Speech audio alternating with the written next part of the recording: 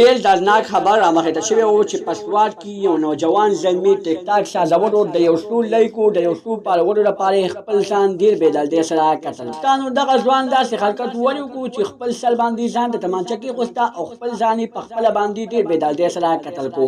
خو چېرې تاسو د دې پوره معلومات باره کې ځان خبرول غواړئ که اوسه پورې چا زموږ د چینل مخه نه وي سبسکرایب کړې موږ زموږ د چینل مخه سبسکرایب کړئ د نشان څخه مخه ووهئ چې زموږ هر یوه نوې معلوماتي ویډیو تاسو ته په اسانۍ سره میلاوي. دوستانو دا واقعه په سوات کې رامخته شوې وه چې یو خسته ځوان زلمي راپاسي او خپل سر باندې ځان ته تمانچه ږدي او خپل ځان په خپله باندې ډېر بېدردۍ سره قتل کوي.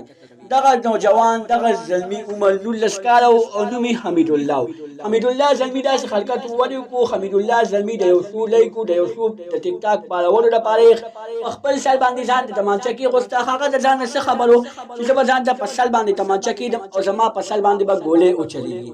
خو دوستانو چې کله یې ځان ته په سر باندې تمانچه کېغوسته او د هغې په سر باندې ګولۍ وچلېده او مازغه یې په هغه ټیم باندې د سر نه راووتل او په هغه ټیم باندې ډېر بېدردۍ سره قتل شو. دوستانو په ویډیو کې داسې ښکاري چې د خپل ځان د مشهورولو لپاره ټیک ټاک ویډیو سازوله او په خپل سر یې ځان ته تمانچه کېغوسته او ځان یې وویشتو.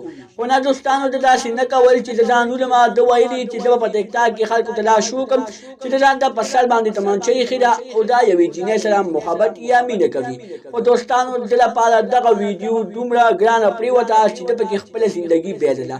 دوستانو دغه ویډیو په ټیک ټاک باندې ډېره زیاته مخکې شوه، ډېر فالوور ډېر لایک پرې راغلل خو دغه هلک زندګي تباه. دغه ویډیو په سوشل میډیا په یوټیوب فیسبوک په ټولو باندې ډېره زیاته مخکې شوه خو هغه هلک خپله زندګي بایلله او خپل ځان یې ډېر مخکې کړو.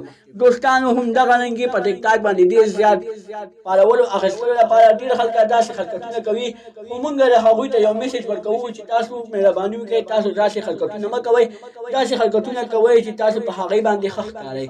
د دې لپاره به تاسو یو څو لایک یو څو فالوور لپاره داسې حرکتونه وکړئ او خپله زندګي به په خپل لاس باندې بیلئ. دوستانو دا وه زموږ نننۍ ویډیو.